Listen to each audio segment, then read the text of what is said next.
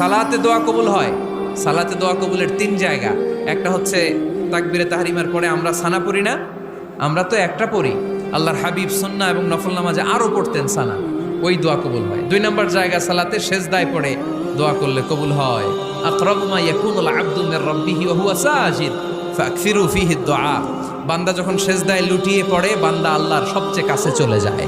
তা কিন্তু বিশ্বনবী বলে সেজদাটা তোমার রবের কুদরতি পায়ের উপরে পড়েছে। সেজদায় পড়ে দোয়া করেন। সালাম ফিরানোর আগে বিশ্বনবী দোয়া করতেন, লা ইউসাল্লিমান্না আহাদুকুম হাত্তা ইয়াতাআওয়াযা মিন আরবা'a।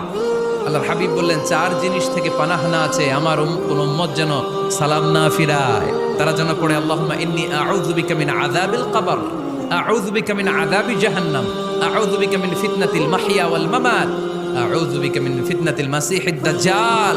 আল্লাহ কবরের আযাব থেকে বাঁচাও, আল্লাহ জাহান্নামের আগুন থেকে বাঁচাও, আল্লাহ জীবন